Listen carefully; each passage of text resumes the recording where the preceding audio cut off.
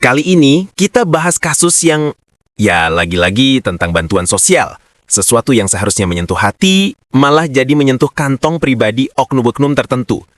KPK, lembaga yang kita semua tunggu-tunggu kerjanya. Akhirnya, gerak juga.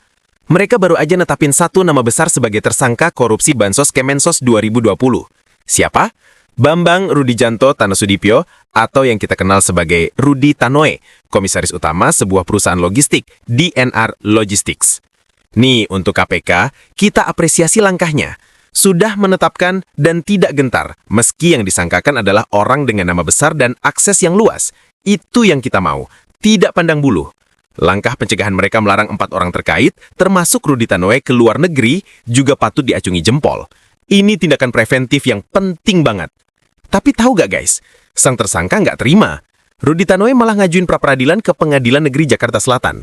Intinya, dia minta penetapan tersangkanya dibatalkan, dinyatakan tidak sah, dan nggak punya kekuatan hukum. Dia merasa ditetapkan sebagai tersangka secara sewenang-wenang. Sewenang-wenang.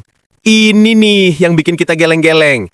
KPK menyatakan negara dirugikan hingga 200 miliar. 200 miliar guys, itu uang yang bisa buat bayar makan ribuan keluarga yang kelaparan selama pandemi. Itu uang rakyat yang seharusnya jadi pelindung di masa paling sulit. Lalu, mana yang lebih sewenang-wenang? Menetapkan seorang pengusaha logistik sebagai tersangka setelah melalui penyidikan atau menyedot dana bantuan untuk rakyat yang sedang terjepit sampai rugi negara segitu besarnya? Coba kita ingat-ingat lagi masa pandemi 2020.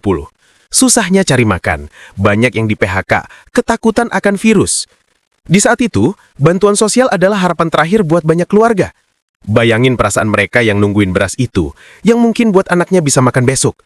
Ternyata, di belakang layar harapan itu dipermainkan, dan uangnya dikorupsi oleh orang-orang yang justru seharusnya mengurusnya. Kasus ini harus jadi momentum. Pertama, untuk KPK, kami dukung kalian. Tuntaskan sampai ke akar-akarnya. Jangan sampai ada yang lolos atau hanya jadi tersangka abadi. Buktikan pada rakyat bahwa hukum itu benar-benar ditegakkan.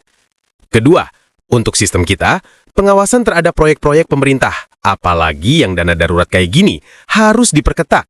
Transparansi mutlak diperlukan, sehingga siapapun yang mau main-main langsung ketahuan. Nah guys, gimana pendapat kalian? Apa benar langkah Rudi Tanoe ngajuin pra-peradilan ini adalah bentuk perlawanan yang wajar?